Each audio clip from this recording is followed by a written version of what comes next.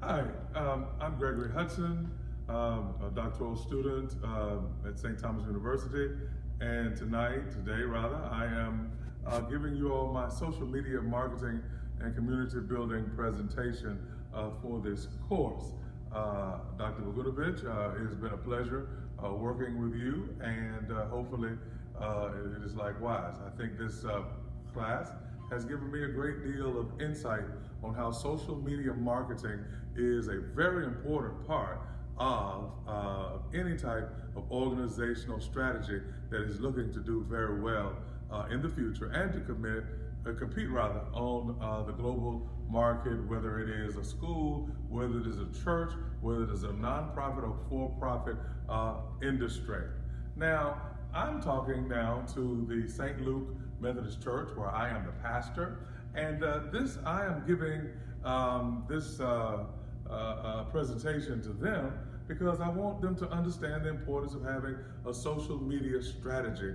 I know that for years the church has relied upon things such as the yellow pages and even other antiquated ways, such as basically putting a sign out and just expecting people to come. But if you're really going to market and interact with people in the 21st century, social media has to be a part of that strategy. Not only must you have a good worship service, not only must you have an excellent, if you would, choir, music ministry, or preaching ministry, but if you're going to get people inside the pews, you've got to go to where people are. I once attended which I'll talk about later, Bishop T.D. Jakes. And Bishop T.D. Jakes said something that for years the church, particularly the black church, has been relatively uneasy about moving into a modern society and participating with things that have more of a modern theme and consider it unbiblical. But marketing strategy is something that whether it is biblically based or whatever, it is still a part of kingdom building. Now, the St. Luke Church is a church that's located in a predominantly black area here in the city. It is one of the largest predominantly African-American, all African-American communities in the state of Louisiana and in the United States. The area was annexed to the city 40 years ago due to its large population and the community's desire for city services such as waste management, water and sewage treatment, and even animal control. The neighborhood now has more than 40 churches of various denominations. And one of the things, the niche market with us is that we are one of the only few Methodist churches in the city. So we have a market that we can target out of all of the other churches. The community has 2 elementary schools, it has 1 middle school, 1 high school, and it even has a 2-year community college that is associated with one of the largest predominantly historically black colleges and universities in the country, Southern University. And they have an outstanding nursing program, and where the church is located has a very, very high traffic area. The schools are Title I, meaning they receive extra federal funding. It is classified as a high poverty, high crime area, and so this also affects our marketing strategy as well. However, the statistics suggest that crime in the community has decreased over the past few years, and that's because of increased neighborhood surveillance, and you have a decrease in your major crimes. I like this particular meme there because it speaks to how so many organizations think that they can get into the social media game without having a strategy. Gene Wilder, this is taken from one of the classic movies called Willy Wonka and the Chocolate Factory. In that movie, if you recall, Gene Wilder plays this particular character, and you can see here where he says, "You're doing a social media without a strategy.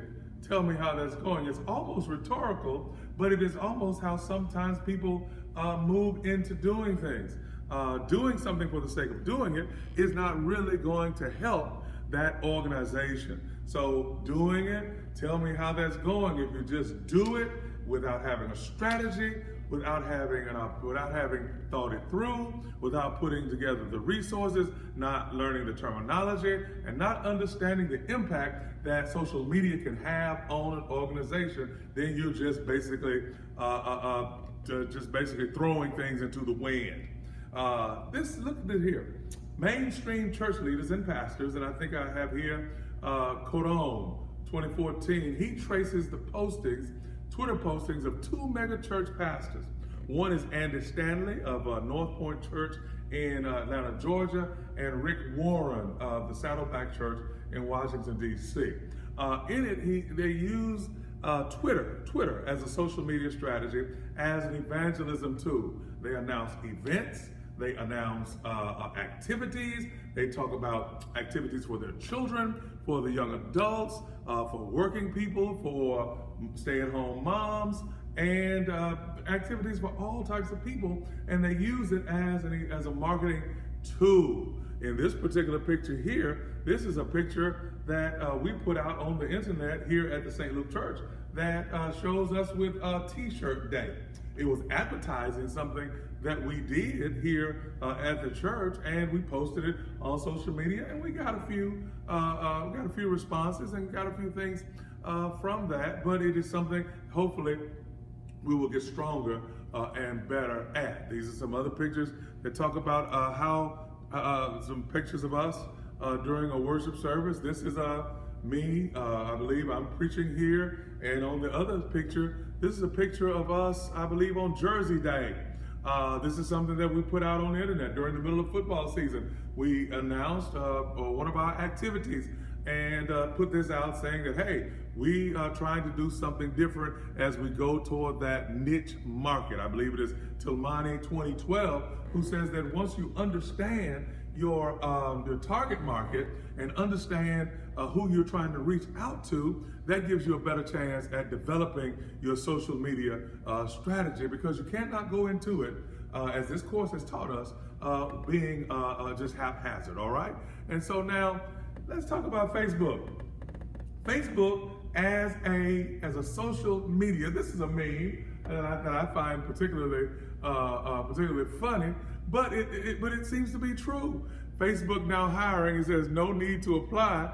It says we already have your details. Now, in the research shows that more than 70% of Americans now are getting, within a certain age group, have a Facebook page. If Facebook were a nation itself, it would be the largest country in the entire world. That is the dominant impact that Facebook has. Jeff Zuckerberg, of course, had to go to Congress after there was some